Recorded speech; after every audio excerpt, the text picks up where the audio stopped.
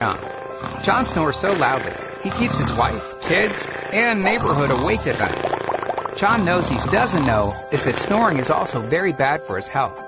You see, when John snores, his windpipe is partially blocked, reducing the amount of oxygen that he breathes.